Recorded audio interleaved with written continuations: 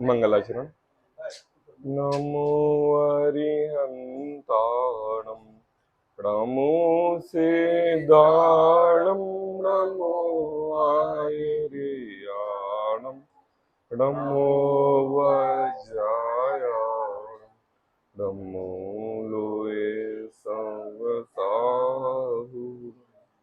मंगलम भगवान वीरो मंगलम गौतम वडे मंगलम कुंद कुंदादो जैन धर्मोस्तु मंगलम सर्व मंगल मांगल्यम सर्व कल्याण कारकम प्रधानम सर्वधर्माणां जैनम जयतु मंगलमय मंगले करण वीतराग विज्ञान नमो गाई जाते भय अरिहंतादि महा करि मंगल करे हो महान ग्रंथ करने को का जाते मिले समाज सब पावे निज पद राम। इस भव तरु का मूल एक जानहु मिथ्या भाव ताको करि निर्मूल अब करिए मोक्ष।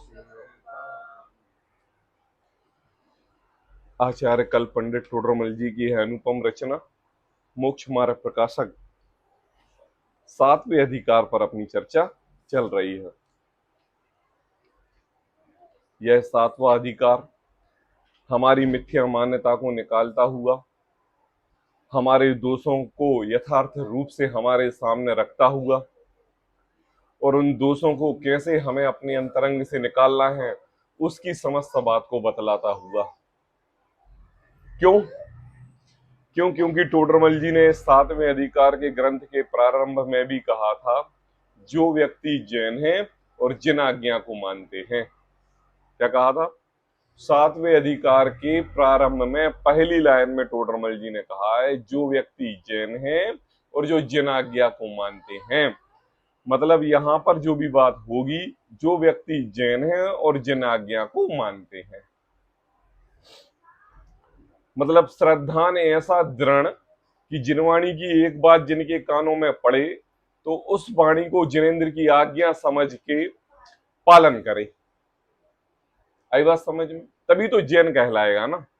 जो व्यक्ति जैन है और जिन आज्ञा को मानते हैं, जो व्यक्ति जैन है और जिन आज्ञा को मानते हैं, मतलब जिनेंद्र देव के कथित बीतराग वाणी को आपकी वाणी समझ के यथार्थ प्रतिपादन रूप अपने स्वरूप में ध्याते हैं, ऐसे जिनेंद्र देव की वाणी। अब ऐसा कौन ध्याता है? ऐसा कौन ध्याता है? बोले जैन व्यक्ति। कौन व्यक्ति? जैन। तो यहां पर किसकी बात चल रही है? जैन की बात चल रही है। अब जो व्यक्ति जिनेंद्र देव की कथित वाणी को नहीं मानते, जिन आज्ञा को नहीं समझते हैं, अब मुझे बताओ टोडरमल जी उसके लिए क्या बात कहें? अगर हम यहां तक पहुंचे हैं तो जिनेंद्र देव की वाणी को सुनकर समझकर पढ़कर ही पहुंचे हैं। इसलिए उन्होंने कहा, जो व्यक्ति जैन है और जिन आज्ञा को मानते। पहली लाइन में कहा 7वें अधिकार की, अनुराग निकाल 7वें अधिकार की पहली लाइन, स्टार्टिंग से पहली लाइन लिखा है, पढ़ो, पढ़ के बताओ। जो जैन हाँ हाँ, हाँ उनको उनकी भी मिथ्यात्व रहता है। हाँ और उसका वर्णन करते हैं, क्योंकि इस मिथ्या हाँ व्यक्ति का अंश भी बुरा है। देखो क्या होता है, किसके लिए बात कही है? जो व्यक्ति जैन है और जिन आज्ञा को मानते हैं। मतलब हमें जैन श्रद्धानियों के प्रति अनुराग के कारण हम ये टोडरमल जी आपके दोषों का बखान कर रहे हैं। हमारा कोई पर्सनली आपसे द्वेष नहीं है।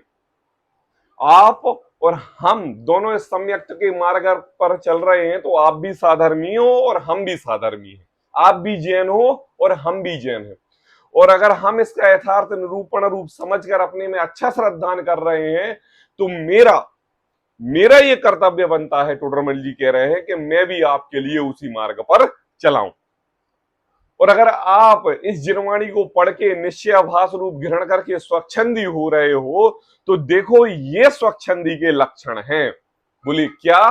कि जो स्वच्छंदी व्यक्ति निश्चयाभास रूप अपने अंतरंग में जिनवाणी की बातें ग्रहण करता है वह 5 दोष से ग्रसित हो जाता है। पहला, शास्त्र अभ्यास को निरर्थक बतलाता है। दूसरा, गुणस्थान मार्गणा स्थान आदि को विकल्प ठहराता है। तीसरा क्या? व्रत आदि संयम उपवास आदि को क्या कार्य करना बताता है ना? एक ये क्या है? ये विकल्प है, विकल्प ठहराता है। चौथा क्या है? तपश्चरण आदि को वृथा कहलाता है। अब पांचवा लास्ट श्रद्धा जो निश्चयाभासी का होता है उसका नाम है पूजनादि कार्यों को शुभाश्रव जानकर हेय मानता है। क्या कहा? पहले पैराग्राफ में टोडरमल जी ने बता दिया था ये 5 लक्षण। देखो, पूजनादि कार्यों को शुभाश्रव जानकर ये प्ररूपित करता है। 200 नंबर के पेज पर 4थे नंबर का पैराग्राफ, 4थे नंबर की लाइन। आई बात ना? ये 5 लक्षण हमें याद होने चाहिए। ये 5 लक्षण याद होने के लिए इसलिए जरूरत है क्योंकि हे प्रभु, जब हम जिनेंद्र देव की वाणी पढ़ें, हम शास्त्र का स्वाध्याय करें और अध्ययन करते करते किसी भी प्रकार का निश्चयाभास रूपी तत्व हमारे अंतरंग में ग्रहण ना हो जाए, है? क्या कहा? जैसे माताएं बहनें भोजन बनाती हैं और भोजन बनाते समय कोई भी सामग्री नमक मिर्ची मसाले ज्यादा ना हो जाए या कम ना हो जाए, दोनों का प्रतिपादन, दोनों का डर एक साथ लगा रहता है कि नहीं? अरे कोई बात नहीं, ज्यादा हो जाए चल जाएगी, कम नहीं होना चाहिए, ऐसा नहीं है। अरे कम नहीं होना चाहिए, ज्यादा भली हो जाए, ऐसा भी नहीं है। तो बोले कैसा है? बोले मात्रा के अनुसार बराबर होना चाहिए, ना कम और ना ज्यादा। क्या कहा अनुपम? व्यापार आदि क्रियाओं में खर्चे अत्यधिक हो, इनकम कम हो तो क्या? बोले खर्चे करते जाओ, इनकम रहने दो। अरे नहीं, अरे ऐसी बात नहीं। बोले इनकम होने दो, खर्चे करने की जरूरत ही नहीं है। बोले जो कुछ है आने दो। बोले नहीं, ऐसी भी जरूरत नहीं। बोले संतुलन बना के रखो। किस चीज का? बोले खर्चे कम, इनकम ज्यादा, दोनों का संतुलन बना के रखो। करते नहीं व्यापार में? नहीं है ना? करते। तो इस जीव को बाह्य सामग्री के अनुरूप इसको सर्व प्रकार का ज्ञान है विस्तृत तरीके से, और ये ज्ञान किसी को बतलाने, पढ़ाने, लिखाने से प्राप्त नहीं होता है। इस जीव के अपनी इच्छा के अनुसार यह ज्ञान प्रवर्तता रहता है। और जब बात जिनवाणी की आती है जब जिनवाणी की बात आती है तो वहां वह संतुलन अपना खो देता। क्या खो देता है? खो देता, या फिर क्या कहेगा? जिनवाणी पढ़ के निश्चयाभासी हो जाएगा, और या फिर क्या करके जिनवाणी पढ़ के व्यवहाराभासी हो जाएगा। और कई लोग ऐसे हो जाएंगे, निश्चयाभासी भी हो जाएंगे और व्यवहाराभासी भी हो जाएंगे। टोडरमल जी कह रहे हैं ऐसे वैसे काम नहीं चलेगा, ये तो संतुलन का काम है। किसका काम है? संतुलन का काम है। आज एक बहुत विशेष चर्चा प्रारंभ होने वाली है जिसका नाम है कि वह निश्चयाभासी मिथ्या दृष्टि पूजनादि कार्यों को शुभाश्रव जानकर हेय मानता है। अब मैं आपसे पूछ रहा हूं, पूजनादि कार्य क्या होते हैं? अनुपम, क्या होते हैं पूजनादि कार्य? टोडरमल जी अब ये निश्चयाभासी की बात बता रहे हैं, तो अपन को अब ये निश्चयाभासी के तरीके से इस बात को समझना है कि ये निश्चयाभासी व्यक्ति क्या कहता है। ये बात ये कह रहा है कि देखो भैया, पूजन आदि करने से शुभ आश्रव होता है, और शुभ आश्रव होने से देवगति बन जाती है या मनुष्य गति बन जाती है, और आखिर देवगति है तो संसार, और मनुष्य गति भी है संसार। तो हमने जब पूजन आदि की तो उससे क्या लाभ हुआ? संसार ही बढ़ा, और मुझे तो जाना है मोक्ष, इसलिए हमें पूजन आदि कार्य नहीं करना, क्योंकि ना मुझे देव बनना है और ना मनुष्य बनना है, हमें तो भगवान बनना है। आई बात समझ में? आई बात समझ में? अब मैं आपसे ये पूछ रहा हूं कि यहां पर बैठे हुए इतने जनों में से किसको इस प्रकार का आभास अंतरंग में प्रकट हुआ है? आज हमारे मंदिर सूने हैं, आज हमारी जिनवाणी सूनी पड़ी हुई है, क्या कारण है? या फिर हमने उस जिनवाणी को पढ़ के निश्चयाभास ग्रहण कर लिया है, या फिर उस जिनवाणी को पढ़ के व्यवहाराभास ग्रहण कर लिया है, या फिर उस जिनवाणी को पढ़ के उभयाभास ग्रहण कर लिया है। जब मन करे, जब कोई खींच के ले जाए तो पूजन कर ली, और जब कोई खींच के नहीं ले जाए तो पूजन करने की आवश्यकता नहीं। तो कहते हैं देखो, पूजनादि कार्य को सुवास्त्र जानकर हे मानता है। हे क्या होता है अनुपम? हे क्या होता है, ये क्या होता है, और उपादेय क्या होता है? कोई बताएगा मुझे? बताएंगे अनुपम, बताएंगे हे क्या होता है? हे छोड़ना। और ये क्या होता है? क्या? जानना। और उपादेय क्या होता है? ग्रहण करना, प्राप्त करने योग्य। जानने योग्य, प्राप्त करने योग्य, छोड़ने योग्य। अब मैं आपसे ये बात बता रहा हूं, संसार में हम नित्य प्रति समय पूरे दिन इन्हीं हे ये उपादेय के चक्कर में लगे रहते हैं। किसके चक्कर में लगे रहते हैं? हे ये उपादेय। आई बात समझ में? अब ये जिनवाणी के तौर तरीके से लो तो हम तो इससे कोसों दूर हैं। कौन सी संसार की समस्त वस्तु हमारे लिए जानने योग्य है? क्या? फलाना क्षेत्र हम नहीं गए घूमने के लिए, हमें एक बार जाना है। हम शिखर जी नहीं गए अभी तक, हमें जाना है। हम वंदना करने के नहीं गए, हम अभी जाना है। ये क्या है? ये उपादेय है कि ये है? बताओ। ये है। आपको जानने की इच्छा, मतलब वो सामने वाला ये पदार्थ जानने की इच्छा, ये। अच्छा मुझे बताओ, यहां पर बैठे अपने निज भगवान आत्मा का निरूपण, हमें भगवान बनना है, तो वह भगवान बनना हमारे लिए पूर्ण उपादेय क्यों नहीं लगता? और समस्त पदार्थ हम ये इनको जान लें, इनको जाने, इनको जान लें, और उसमें से कुछ अनिष्ट हो जो आपके अनुरूप नहीं चल रहे हैं, उनको क्या माने? इसको छोड़ो, इसको छोड़ो, इसको छोड़ो, इसको छोड़ो। अब बात कहां आ गई? हे और ये, हे और ये, हे और ये, हे और ये। अब क्या माना? उपादेय क्या है? उपादेय क्या है? हमारा स्त्री पुत्र मकान जमीन जायदाद घर, ये पूर्ण हमारे लिए उपादेय है। क्यों? क्यों?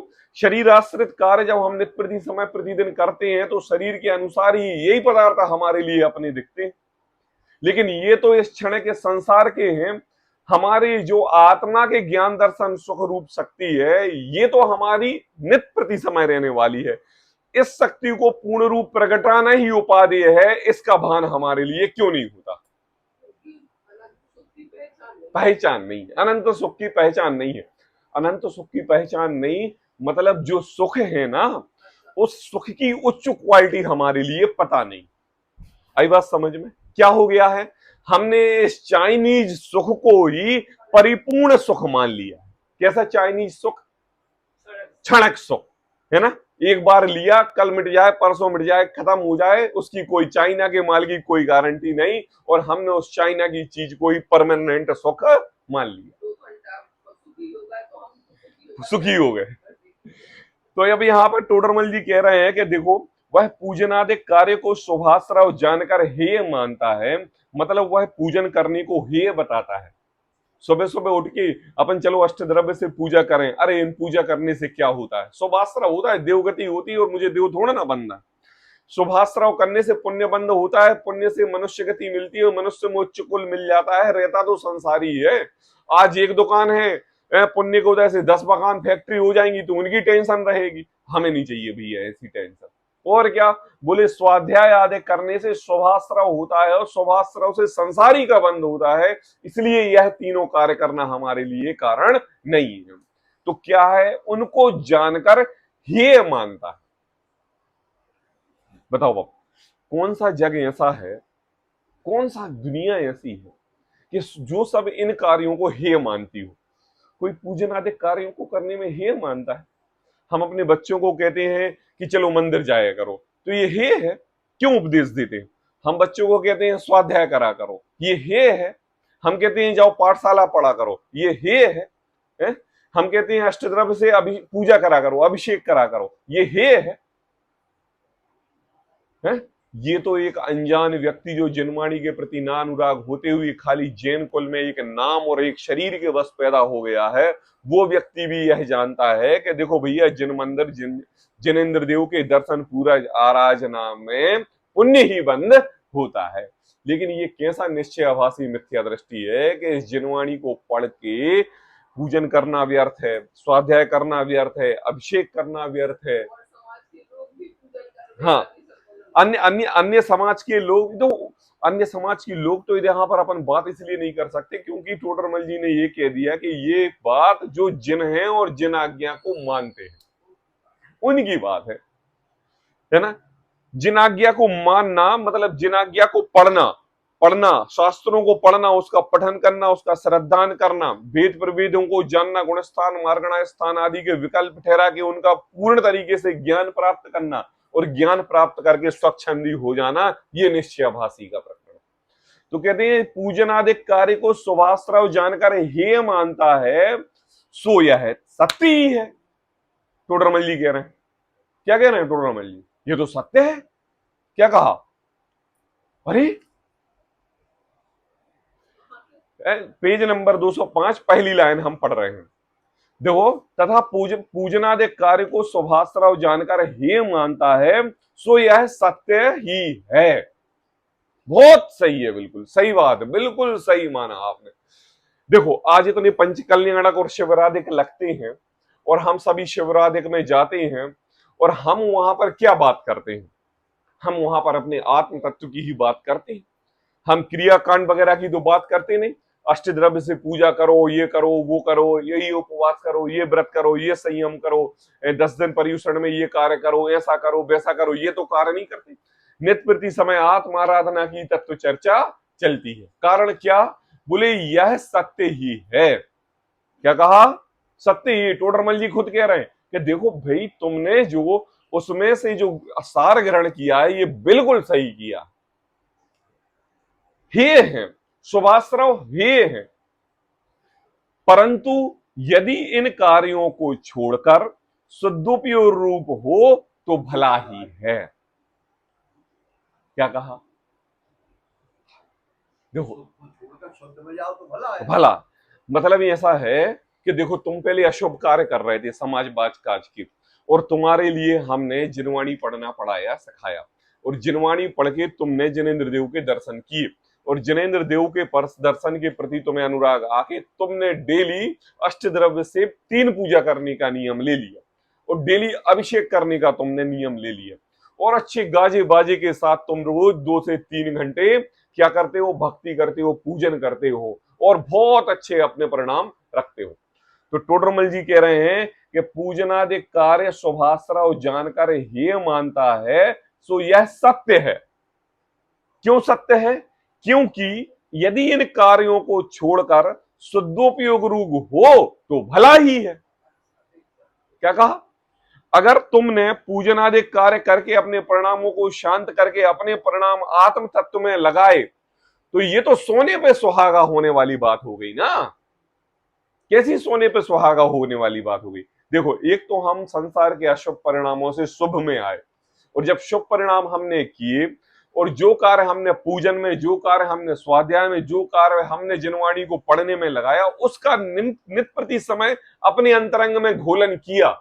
घोलन किया मतलब आप किस दशा में जा रहे हो? शुद्धोपयोग की दशा में जा रहे हो। तो उस शुद्धोपयोग की दशा के लिए जो तुमने शुभाश्रव किया था वो कार्यकारी है। नहीं आई समझ में? नहीं आई नुका? नहीं आई नुको? चलो अच्छा मैं आपसे ये पूछ रहा हूं, इधर बैठो, आगे बैठो, इधर आगे बैठो। मैं तुमसे ये पूछ रहा हूं आज तुम्हारा नाम क्या है? तुम्हारा नाम क्या है? क्या है तुम्हारा नाम? आगे आगे आगे आगे आओ। क्या नाम? पूरा नाम बताएं। अनुपम जैन। मतलब आप कहां पैदा हुए हो? ये जैन कुल जो मिला है ये शुभाश्रव के कारण मिला है अशुभाश्रव के कारण? जोर से बोलना। शुभाश्रव के कारण। जैन कुल में आके तुम्हारे लिए जिनवाणी का समागम मिल रहा है स्वाध्याय करने का, शुभाश्रव है कि अशुभाश्रव? जोर से बोलो। शुभाश्रव है ना। इस जैन कुल में आके जिनवाणी के समागम के रूप तुम्हारे लिए नित्य प्रति तत्व चर्चा करने वाले तुम्हारी स्त्री, तुम्हारे माता पिता मिले। शुभाश्रव रूप और अशुभाश्रव रूप है। शुभाश्रव रूप तुम्हें जिनवाणी के लिए प्रति लगाने के लिए तुम्हारे बच्चे भी तुम्हारे साथ बैठ के स्वाध्याय कर रहे हैं। ये शुभाश्रव है अशुभाश्रव? शुभाश्रव है ना। अब नित्य प्रति समय तुम बच्चों को संस्कार दे रहे हो और जब तुम्हारी शरीर की देह की स्थिति खराब हो जाए तब वो बच्चे तुम्हारे लिए तत्व की चर्चा सुनाएंगे। तो ये कारण शुभाश्रव का होगा कि अशुभाश्रव का? शुभाश्रव। अब कितने कारण बने शुभाश्रव के? अब मुझे सभी कारण गिनाएंगे। पहला मनुष्य गति, दूसरा जैन कुल, तीसरा शास्त्र स्वाध्याय, चौथा परिवार सुख, स्त्री पुत्र जमान जमी जाए सब अनुकूल मिले, चौथा धन धान्य से परिपूर्ण सुख सुविधाएं, स्वाध्याय भवन घर में, जिनवाणी से उत्प्रोत जिनवाणी हमारे, और वाचन करने योग्य विद्वान भी, सब कुछ हमारे लिए परिपूर्ण मिले शुभाश्रव से। अब क्या किया? अब चलो एक चीज और मैं बताऊं आपके लिए, दूसरी बात, यह सब हमें कुछ करने से मिला कि ऐसे ही मिल गया? क्या किया हमने? हमने कुछ किया तभी मिला। अब हमने क्या किया? एक एक का कारण बनाओ, बताओ। हम मनुष्य गति के जीव हुए तो हमने क्या किया होगा कि जिससे हमें मनुष्य पर्याय मिली? बताओ, कौन बताओ? बताओ। शुभ कार्य किए। क्या शुभ में? अ टाइप ऑफ व्यू, मुझे कार्य का एक वेराइटी बताओ कि हमने ये कार्य किया होगा। नहीं नहीं, स्वाध्याय तो बाद की बात है। हमने मनुष्य गति प्राप्त की, एक गति की अनुमोदना करी हो जिनवाणी की। नहीं, गलत बात। देखो, अगर हम कोई और ऐसे भाव में होते हैं, मान लो हम त्रियंच में है या अन्य किसी समाज के अंदर है जहां पर ना जिनवाणी है ना जिनवाणी है, मनुष्य तो आपको लिए क्यों, मनुष्य तो आज अन्य समाज के लोग भी व्यक्ति हैं, वो अपनी इस मनुष्य भाव की कीमत कर रहे क्या? नित्य प्रति समय व्यसन आदि ग्रहण करके सड़कों पर नालियों में इधर उधर डले हुए, उनको क्या कीमत मनुष्य की? करी है। तो मुझे आप ये बताओ कि हमने ऐसे क्या भाव किए होंगे? देखो, जब तक आपको भाव पकड़ में नहीं आएंगे ना, तब तक आपको इस मनुष्य गति की सार्थकता समझ में नहीं आएगी। हम मनुष्य घर में मनुष्य के रूप में पैदा हो गए तो हमने अपने आप को अहोभाग्य समझा के अरे अरे अरे आंखें खुली और मनुष्य, दो टांग दो हाथ दो कान सब कुछ, अरे वाह यार हम तो मनुष्य बन गए। नहीं, इतना सरल नहीं है ये मनुष्य घर भाव पाना। क्या समझ रहे हो आप? आपके सामने मनुष्य भाव के अलावा अनंत जीव ऐसे हैं कि जो मनुष्य नहीं है। अरे कई जीव तो ऐसे हैं जो पंचेंद्रिय सैनी नहीं है, कई जीव तो ऐसे हैं कि जो दो इंद्रिय भी नहीं है। बाथरूमों में देखो, हमारे गेहूं में लटपिपी लादेक हो जाते हैं, सड़न जैसी जगह पे अनंत चींटियां हो जाती हैं, मकर जाली के अंदर मकड़ियां हो जाती हैं, धूल मिट्टी जहां पर से कोई भी सामान उठाओ है तो उस जगह पर अनंत जीव राशि उत्पन्न हो जाती है। अब उस जीव राशि में अनंत 10 लाख चींटियों के झुंड में आप एक मनुष्य हो और वो 10 लाख चींटियां हैं। अब मैं आपसे पूछ रहा हूं कि ऐसा हमारा क्या कार्य है कि हम उनके सामने मनुष्य के रूप में खड़े हैं और वो चींटियों के रूप में खड़ी हैं? हम क्यों नहीं बने चींटी? हम क्यों नहीं बने त्रियंच? हम क्यों नहीं, हमें ऐसा भाव क्यों नहीं मिल गया? हम मनुष्य क्यों बने? हाँ हाँ हाँ हाँ हाँ हाँ हाँ। तो देखो, आपने इतनी सब कल्पना करके जब अपने आप को ऐसा एक शुभ आश्रव का कारण जाना, देखो शुभाश्रव का कारण इसलिए अलग अलग जाना क्योंकि कोई काला है कोई गोरा है, कोई जैन कुल में अच्छे कुल में है कोई नीच कुल में है, कोई जिनवाणी के समागम में है और कोई जिनवाणी के समागम में नहीं है। सबकी वेराइटी अलग अलग है, नाना जीवा नाना कम्मा है, नाना प्रकार के जीव और नाना प्रकार के कर्म है ना, सब प्रकार से। लेकिन एक शुभ आश्रव रूप ऐसा कार्य उस गति में हुआ है कि उस गति के कारण मुझे मनुष्य की पर्याय मिली है। आई बात समझ में? अब ये देखो, एक शुभाश्रव, 2, 3, 4, 5, 6 अनंत शुभाश्रवों में सिर्फ एक कारण शुभाश्रव का मनुष्य गति के रूप। अब हमें मिल गई। अब हमने क्या किया, उस शुभाश्रव रूप इस मनुष्य गति के कारणों को नहीं समझा। आई बात समझ में? नहीं समझा ना, मतलब जो मनुष्य गति की उपयोगिता होनी थी उस मनुष्य गति की उपयोगिता हमने नहीं समझी। जो तत्व आराधना करने के कारण हमें मोक्ष गति का सुख प्राप्त करा दे, उस गति का हमने अनुमोदन नहीं किया, हमने विराधना करके उस गति को खो दिया। और फिर यूं ही हमने अनंत काल फिर संसार परिभ्रमण कराया और फिर उसमें फिर से शुभाश्रव किया और शुभाश्रव करते करते करते करते करते करते करते करते फिर हमारे लिए यह मनुष्य गति मिल गई। साली अब गारंटी नहीं है कि अब जैन कुल मिलेगा, अब गारंटी नहीं है कि जिनवाणी मिलेगी, अब गारंटी नहीं है कि जिन वचन सुनने के लिए हमारे लिए विद्वान मिलेंगे। तो कुछ हरास तो हुआ, क्या हुआ? कुछ हरास तो हुआ। अब तो सब कुछ लुट गया ना, अब तो हमारे लिए कोई इस मनुष्य गति की सार्थकता बतलाने वाला भी नहीं बचा। अब बताओ। तो टोडरमल जी कह रहे हैं कि देखो ये तो सत्य है, सत्य है, हमने तुम्हारे लिए अशुभ से निकालकर शुभ में लगाया और शुभ से तुम्हारे लिए 3 गति मिली। कौन कौन सी? देवगति, मनुष्य गति और त्रियंच गति।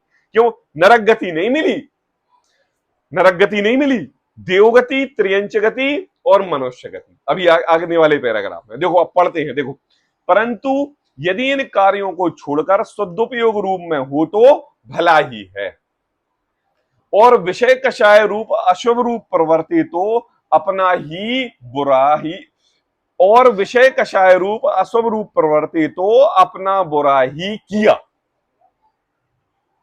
क्या हो गया? साथ देखो क्या कहा मम्मी, जिनवाणी गण, विषय कषाय रूप अशुभ रूप प्रवर्ते तो अपना बुरा ही किया। क्या कह रहे हैं आखिर? हमें ये टोडरमल जी क्या कहना चाह रहे हैं? टोडरमल जी ये कहना चाह रहे हैं कि देखो भैया, चलो तुम जिनवाणी नहीं पढ़ रहे हो, तुम निश्चयभाषी हो गए ना, 4 बातें कान में पड़ी और तुमने कह दिया अरे शब्दों से ज्ञान थोड़ा ना होता है, ज्ञान तो अपनी उपादानगत योग्यता से होता है, और जब उपादानगत योग्यता जगेगी कारण बन जाएंगे, निमित्त खड़े हो जाएंगे और ज्ञान प्राप्त हो जाएगा। चलो तो अब क्या कर रहे हो, क्या कर रहे हो? टोडरमल जी एक एक बात इस बात को बताने वाले हैं कि अगर तुम पूजन आदि कार्य 1 घंटे नहीं कर रहे हो तो उस समय क्या काम कर रहे हो? शुभ का कार्य कर रहे हो कि अशुभ का?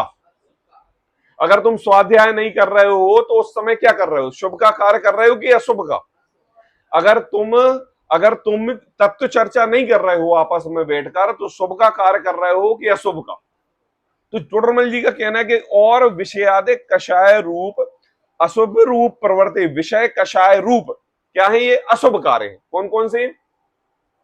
विषय कषाय, कौन से? पंचेंद्रिय भोगों के प्रति आसक्ति रूप अशुभ रूप प्रवर्ते तो अपना ही बुरा ही किया। क्या कहा?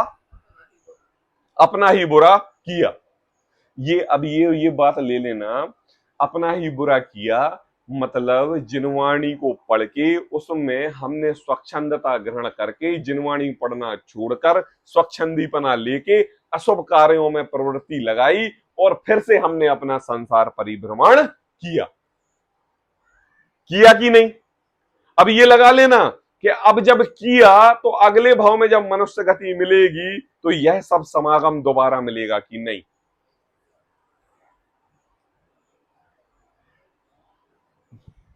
देखो फिर से पढ़ते हैं पैराग्राफ, बहुत ध्यान से समझने वाली बात है। अनुपम पढ़ो। तथा पूजनादि कार्य को शुभाश्रव जानकर नहीं मानता है तो यह शक्ति ही है। हाँ, परंतु यदि इन कार्यों को छोड़कर सदुपयोग हो तो भला ही है, और विषय कषाय रूप अशुभ रूप प्रवर्ते तो अपना बुरा ही किया। देखो 1 2 3 4 5 6 7वें नंबर की 2 लाइन पढ़ेंगे अपन, एक बीच का मैटर छोड़ के 7वें नंबर की। इसलिए सदुपयोग ना हो तब, देखो उसी में 7वें नंबर का पैराग्राफ नीचे, इसलिए सदुपयोग ना हो तब अशुभ से छूटकर शुभ में प्रवर्तना योग्य है, शुभ को छोड़कर अशुभ में प्रवर्तना योग्य नहीं है। सिद्धांत बाग टोडरमल जी का पकड़ने वाला। अभी अपन ने ये तो इसलिए करा कि टोडरमल जी ने निचोड़ बताया इधर, अब फिर से ऊपर पढ़ेंगे। अब देखो शुभोपयोग से क्या होता है, बोले शुभोपयोग से स्वर्गाधिक हो है? क्या है स्वर्गाधिक में हमें क्या क्या लेना है? अरे शुभोपयोग करने से स्वर्ग होता है, और हम तो अभी मनुष्य गति में बैठे हुए हैं, और मनुष्य गति में हम जैन कुल में हैं और जनवाणी को सुन रहे हैं, लेकिन यहां तो टोडरमल जी कह रहे हैं कि स्वर्ग शुभोपयोग से स्वर्गाधिक हो। देखो हाँ हाँ हाँ हाँ हाँ हाँ हाँ हाँ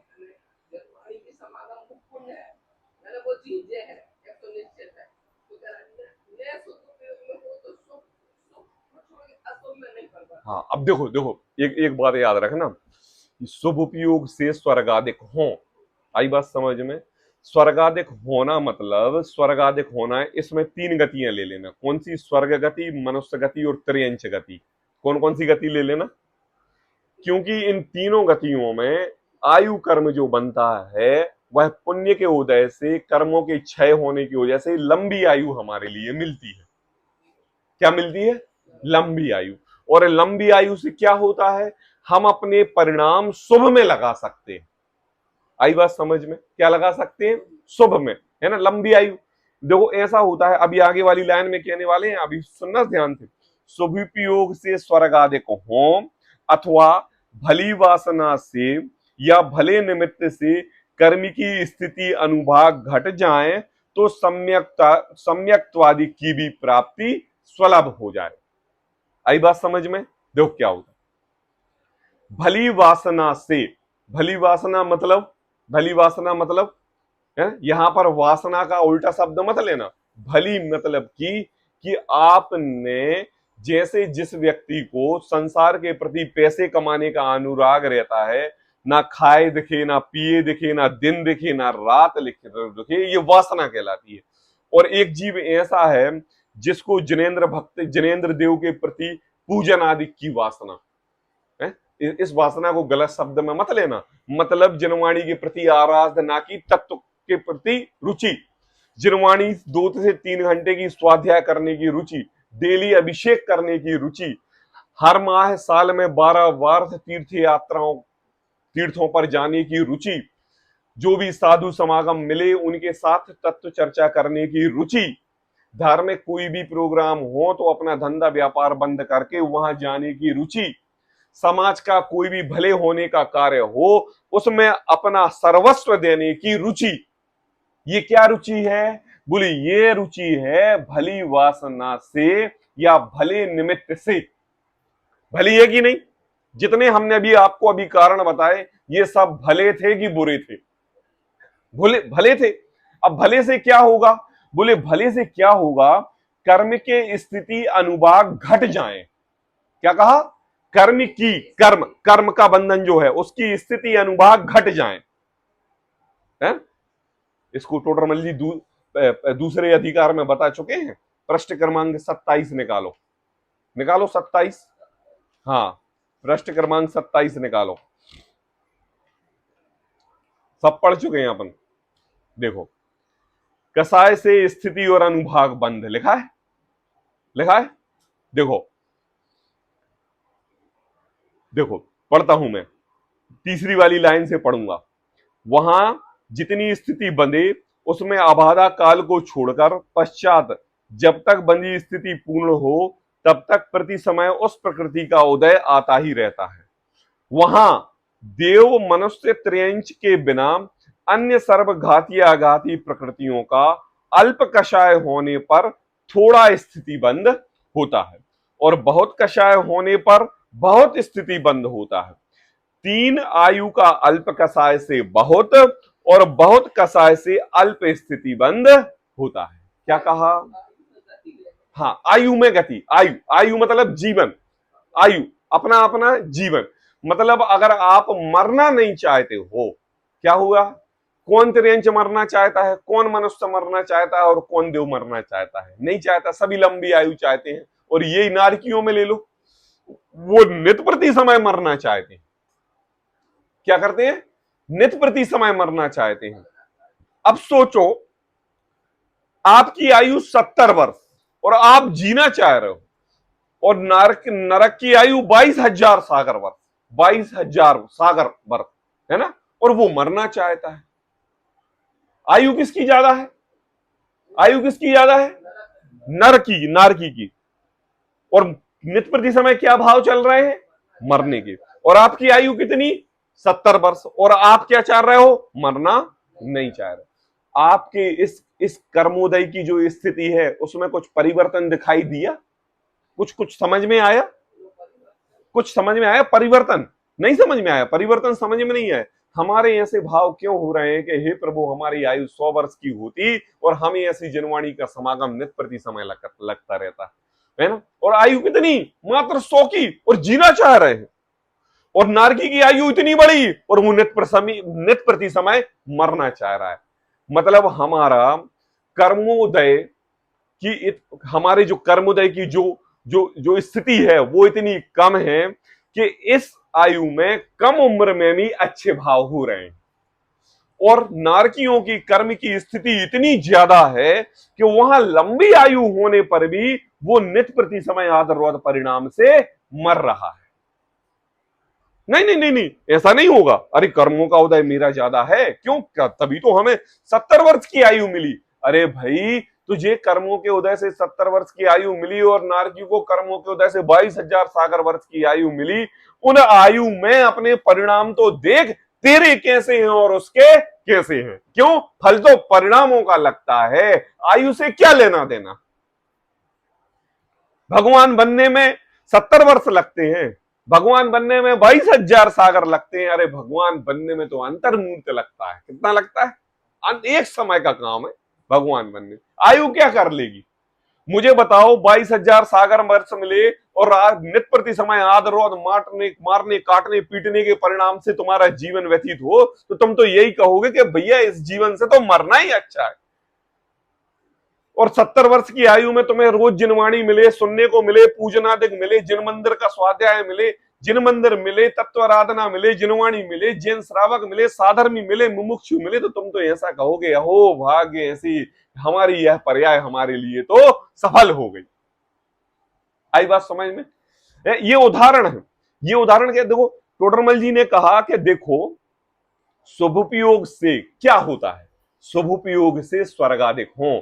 मतलब देख भाई, तू ये जो कार्य कर रहा है ना, कौन से कार्य कर रहा है? तू भगवान की अष्टद्रव्य से पूजा कर रहा है, तू 10 लक्षण महापर्वों में व्रत रख रहा है, तू नित्य प्रति समय स्वाध्याय कर रहा है। तो ये सोच ले कि तुझे अन्य जो आयु मिलने वाली है वो शोभाश्रव के रूप में स्वर्ग की मिलने वाली है, मनुष्य की मिलने वाली है और त्रियंच की मिलने वाली है। और ये तीनों आयु ऐसी हैं कि जिसमें तुम्हारे कल्याण करने के चांस हैं। क्या करने के चांस है? कल्याण करने के चांस है। चलो, देव में तो कल्याण करने के चांस है क्योंकि तत्व चर्चा होती है, और मनुष्य गति में अगर जैन कुल में हो तो कल्याण करने के चांस है। और अगर त्रियंच हुए तो देखो, त्रियंच हुए तो मनुष्य के समागम में रह के मुझे भी मनुष्य गति मिले, ऐसे स्वरूप भाव हो सकते। ये 3 भाव तो तुम्हारे हो सकते हैं। आई बात समझ? अब इसमें भी तीनों जो गतियां हैं, देव, त्रियंच और मनुष्य, ये तीनों जब गतियों का बंद होगा, ये तीनों बंद तुम्हारे परिणामों के अनुसार होगा। किसके अनुसार होगा? परिणामों के अनुसार। अब ये तुम्हारा निर्णय है कि तुम्हें अपने कैसे परिणाम करने हैं, कि मनुष्य गति का जीव बनूं, मैं देव गति का जीव बनूं, कि मैं त्रियंच गति का जीव बनूं। अब मैं आपसे पूछ रहा हूं, त्रियंच गति का जीव बनने के लिए हमें अपने कैसे परिणाम करने पड़ेंगे?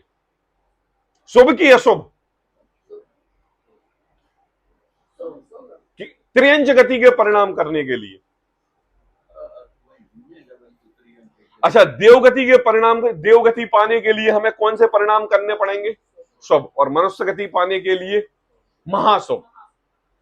और उसमें भी जैन कुल का पाने के लिए और महाशुभ। और त्रियंच के लिए तुम्हें पाने के लिए देखो, अशुभ रूप में तुम जैसे परिणाम कर रहे हो, उस परिणाम के अनुसार तुम्हारी गति का बंधन हो रहा। अब तुम्हारे लिए उस अशुभ से निकाल कर है ना। हम केवल दो गतियों में लेने के लिए ले जा रहे हैं आपको, कौन सी, मनुष्य गति में और देव गति में, ठीक है ना। अब इन दो गतियों के लिए तुम्हें क्या करना पड़ेगा, तुम्हारे लिए पूजन आदि करना पड़ेगी, तुम्हारे लिए स्वाध्याय करना पड़ेगी, तुम्हारे लिए जिनवाणी के प्रति आराधना करनी पड़ेगी, तुम्हारे लिए तत्व चर्चा करनी पड़ेगी, ये तुम्हारे लिए कार्य करना पड़ेगा, ठीक है। अब जब तुम जिनवाणी पढ़ोगे और जिनवाणी में ये बात आएगी कि देखो भैया शास्त्र स्वाध्याय करना विकल्प है या इनको शुभास्त्र है, ऐसा जानकर इनको छोड़ दोगे तो तुम एक नई स्टेज पे पहुंचोगे कि अशुभ में फिर चले जाओगे, अशुभ में फिर चले जाओगे। लेकिन यहां पर ये जो कार्य करने की बात कही है, ये बात इसलिए कही है कि तुम्हें अगले भाव में जिनवाणी मिले, स्वरूप मिले, मनुष्य गति मिले, है ना, चतुर्थ काल हो और तुम मुनि दिगंबर वेश धारण करके भगवान बन जाओ। लेकिन तुमने क्या किया, बोले हमने ये किया कि हमने शास्त्र स्वाध्याय छोड़ के 4 घंटे दुकान चलाते थे तो 8 घंटे चलाई, 8 घंटे बच्चों को पालने पोसने में लगाते थे तो 12 घंटे किए। पहले 2 सीरियल देखते थे, अब 3 देखने लगे। पहले पापा 3 घंटे की पिक्चर देखते थे, अब हम 8 घंटे की वेब सीरीज देखने लगे। शुभास्त्राओं का काम है, समय मिला है, अनुकूलता मिली है। अनुकूलता शालिनी ऐसी मिली है कि देखो बच्चे बड़े हो गए, समझदार हो गए, समझदार होकर अपना कार्य स्वयं कर लेते हैं। पापा खाने पीने के लिए भी नहीं रोते। अरे उन्होंने ये सब गुण संपन्नता हमारे पुण्य के उदय से कि मां जिनवाणी में लग जाए इसलिए मिली, लेकिन मां ने ये सोचा कि अरे हो भाग्य का पुण्य का उदय, अब हमारे लिए ये अशुभ के कार्य करने के लिए ज्यादा समय मिल गया। कौन सा अशुभ के कार्य ज्यादा समय मिल गया, पिक्चर देखना, सीरियल देखना है, तो वो बेचारी भाई आ रही है, उसको आधे पोर्शन देखना है। तो टोडरमल जी देखो, टोडरमल जी क्या कह रहे हैं, देखो समझो इस बात के लिए बहुत यथार्थता वाली बात है कि तू शुभाश्रव को छोड़ के क्या कर रहा है। अगर शुद्ध में जा रहा है तो तू तो मेरे लिए एक भगवान के समान है, एक आराध्य के समान है। मैं तो तुम्हारे मैं नतमस्तक हो जाऊंगा। शुभ से शुद्ध में जा रहा है, और अगर तू शुभ से अशुभ में जा रहा है तो तेरे जैसा निश्चयभासी इस जीवन में नहीं। तो कहते हैं कि देखो शुभोपयोग से स्वर्गादिक होम अथवा भली वासना से भले निमित्त के कर्म की स्थिति अनुभाग घट जाए तो सम्यक त्वादिक की प्राप्ति हो जाए मतलब सुलभ हो जाए। क्या हो जाए, अब देखो टोडरमल जी की एक बात याद रखना, कैसा सुलभ हो जाए। सम्यक दर्शन की प्राप्ति के लिए हमें क्या चाहिए, बताइए क्या चाहिए, बताओ हमें सम्यक दर्शन प्राप्त करना है, क्या क्या चाहिए हमारे लिए। शास्त्र स्वाध्याय हमें मिल रहा है कि नहीं, हाँ या ना, हाँ। दूसरी मनुष्य पर्याय हमारे पास है कि नहीं, जोर से बोलेंगे, हाँ। तीसरी जैन कुल हमारे पास है कि नहीं है। चौथा क्षयोपम हमारे पास है कि नहीं है। पांचवा पैसे आदि की अनुकूलता हमारे पास है कि नहीं। अरे है कि, अरे अपने उत्साह की बात कर रहे हैं भाई, ऐसा उत्साह आना चाहिए कि अरे ये गुण संपन्न तो मैं ऐसे ही हूं। इंद्रियों की अनुकूलता है किसको, हमें। अरे आपको अपनी गुण संपन्नता बोलने में इतनी कठिनाई हो रही है टोडरमल जी, सम्यक्त्वादि की प्राप्ति हो जाए, ये तो सुलभता से बता रहे हैं, और हमें अपने गुण बताने में इतना कठिन लग रहा है कि हमने आपके गुण पूछे तो है नहीं निकल रहा। बताओ और टोडरमल जी तो सुलभ कह रहे हैं। अब चलो बताओ, हमारे लिए सम्यक दर्शन प्राप्त करने के लिए मनुष्य पर्याय, क्षयोपम, जिनवाणी, जैन धर्म, जैन कोल, तो जैन तत्व को पढ़ाने समझाने के लिए विद्वान सब कुछ उपलब्धता है, सरलता है, बिल्कुल बिल्कुल बिल्कुल सरलता है, बंद का सब कुछ, पूरी हर चीज संपन्नता से है। अब मुझे बताओ, अब हमें सम्यक दर्शन क्यों नहीं हो रहा है। नहीं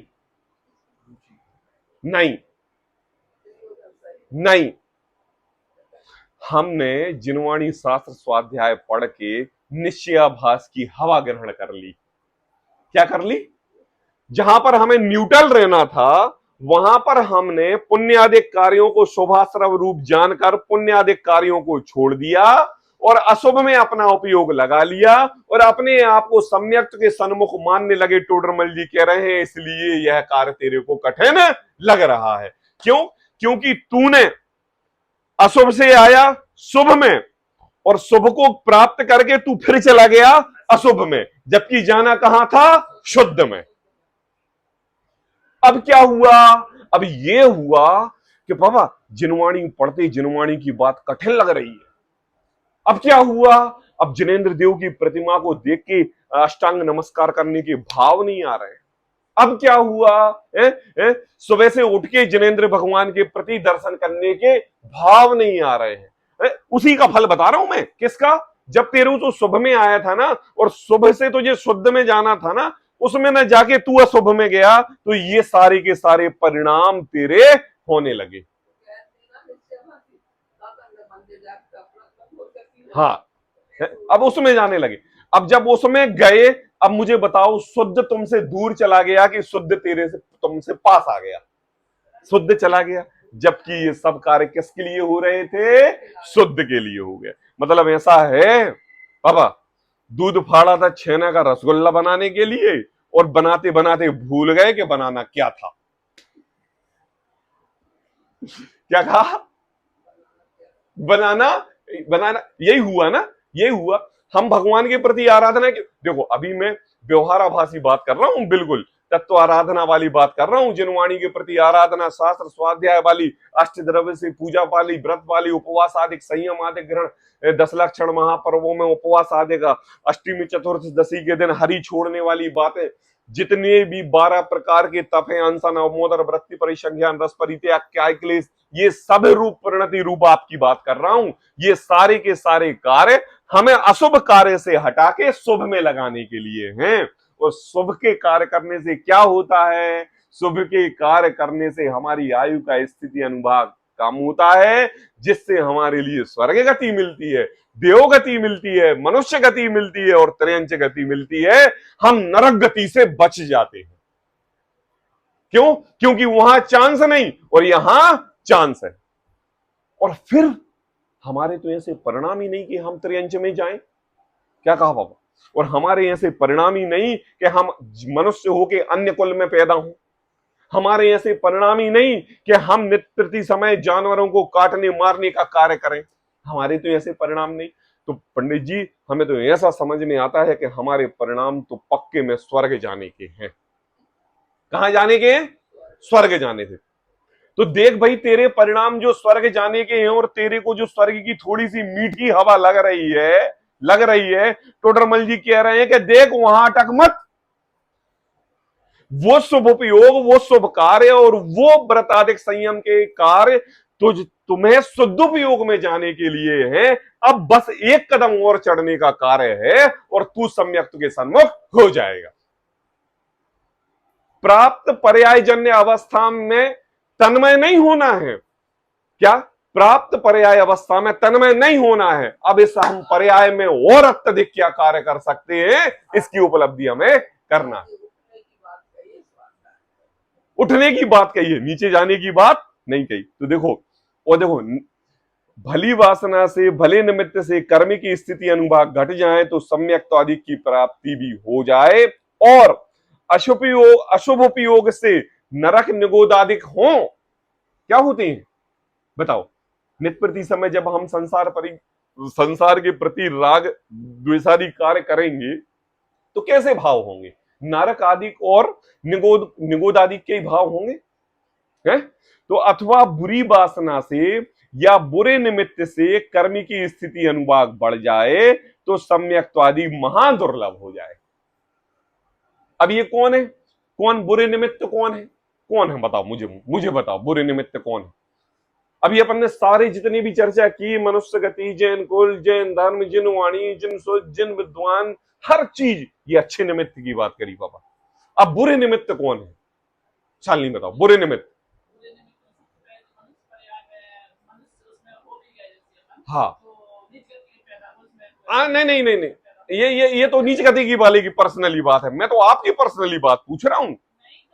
नहीं तो नहीं, मैं तो ये पूछ रहा हूं कि हमारे बुरे निमित्त क्या हैं। तीव्र कसाई ना, देखो देखो समझो बात के लिए। अपनी निधि तो अपने हैं, हाँ। वाय बस व्यर्थ प्रयास, तो वो अपनी निधि तो भूल गए, वो व्यर्थ प्रयासों में लग गए। अभी तक जो भी आप बात कह रहे हो ना, ये उस जीव की अपेक्षा से बात कह रहे हो जो मनुष्य नहीं है, या जो मनुष्य है तो नीच कुल में पैदा हुआ है, या जो मनुष्य है तो जनवाणी का समागम नहीं है। उसकी हमें चर्चा क्या करनी, हमें उनके दोषों को निकालना है यहाँ पर, उनकी अंतरंगी की कलुषता मिटानी है, उनको भगवान बनाना है। हमने ठेका ले रखा है, हमें तो स्वयं भगवान बनना है। तो हमारे बुरे निमित्त बताओ ना। अरे फिर वही बात, जैनों पे पहुंच गए। अरे हमने जैनों का ठेका ले रखा है क्या? जैनों का ठेका ले रखा हो तो मंदिर के अध्यक्ष बनो, मंत्री बनो और भाषण देके दूसरों को सलाह दो, वो भगवान बन जाएंगे और तुम अध्यक्ष मंत्री ही बने रहोगे। कौन जैन, कौन होता है जैन?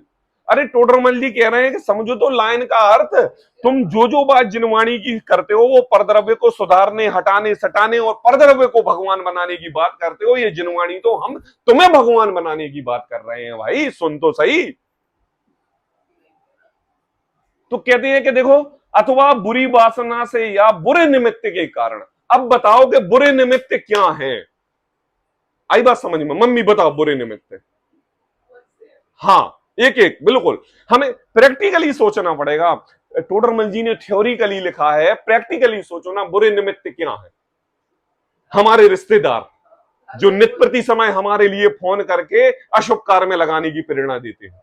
दूसरा, हमारे बच्चे जो हमारे लिए नित्य प्रति समय परेशान करते हैं और उनकी देखभाल करने में हम पूजनादिक कार्य नहीं कर पाते। बुरे निमित्त क्या है? हमारी दुकान, जिस दुकान के कारण हम धर्म के कार्यों में अपना हिस्सा नहीं दे पाते, हम पूजनादिक नहीं कर पाते। बुरे निमित्त क्या है?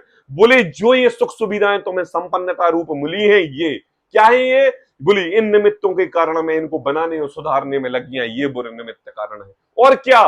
बोले हमारी चापलूसी करने वाले हमारे सहपाठी मित्र, बोले क्या? बोले वायर करके हमारे लिए धर्म मार्ग पर नहीं ले जाते, ये बुरे निमित्त। पापा वास्तविकता से देखे जाए तो जो निमित्त हमारे लिए शुभ रूप लगते हैं ना, और हमारे लिए नित्य प्रति समय है ना एक सहयोग रूप में लगते हैं, वास्तव में टोडरमल जी की बात में कहें तो वही हमारे लिए सबसे बड़े बुरे निमित्त हैं, जो हमारे लिए जिनवाणी के प्रति नहीं लगा रहे। अब लगाओ शुभ।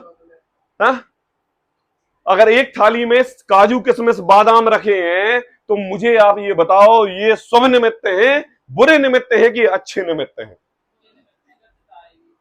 बुरे निमित्त हैं, ग्रद्धता आएगी। अब आई सालनी अपनी बात। अब तो कोई जनबंधन नहीं रहा, अब तो जैन समाज नहीं रहा, अब तो अन्य समाज का व्यक्ति नहीं रहा। अब आपके लिए लड़का और लड़की दो चाहिए थे और दोनों की पुत्र की प्राप्ति हो गई। अब मैं आपसे पूछ रहा हूं, ये हमारे लिए शुभ निमित्त है कि अशुभ निमित्त है?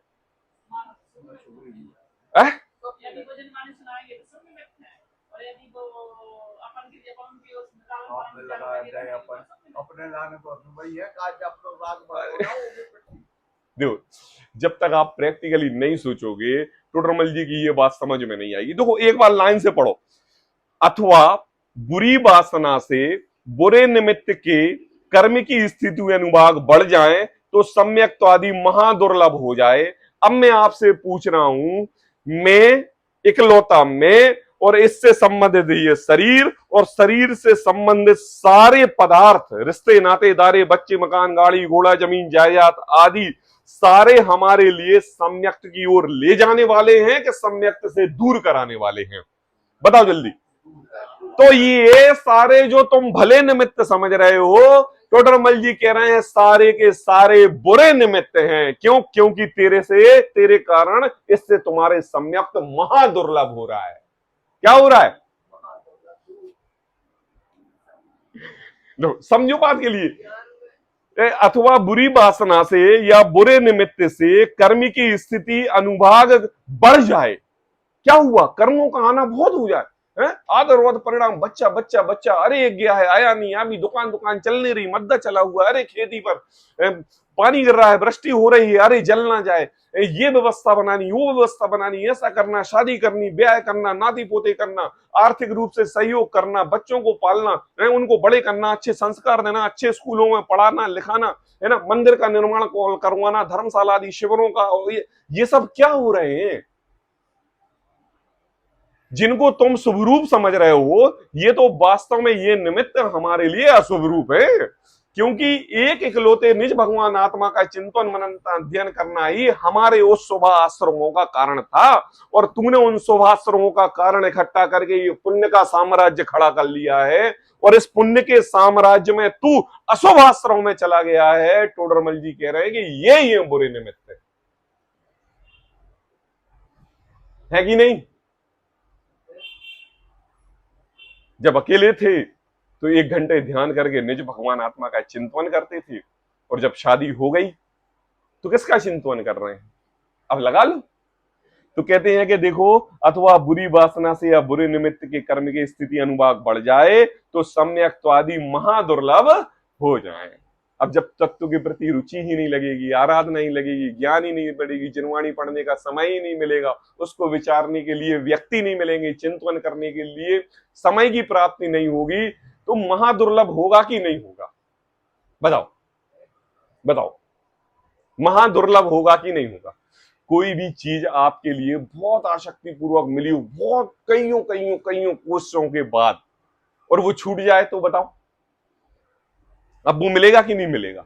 नहीं मिलेगा। ऐसी बात कहते देखो। अच्छा, अब एक तीसरी लाइन, हाँ रुको, तीसरे वाला पैराग्राफ अपन कल पढ़ेंगे। इसके बाद एक बहुत अच्छा उदाहरण भी है ना। आज तक की चर्चा में इतने रूप लगाना है, हमारे लिए प्रैक्टिकल रूप से ये देखना है कि कौन से कार्य हमारे शुभाश्रव के हैं और कौन से कार्य हमारे अशुभाश्रव के हैं। ध्यान ये रखना है, शुभ आश्रव में हमारे लिए शुद्ध में लेके जाने में सहायक है वही शुभ आश्रव है, और जो शुद्ध में ले जाने के लायक नहीं वो सारे अशुभ आश्रव हैं। इस बात का विशेष ध्यान रख के इतनी चर्चा आज अपन ने की, आगे की विशेष चर्चा कल। सहजानंदी शोध स्वरूप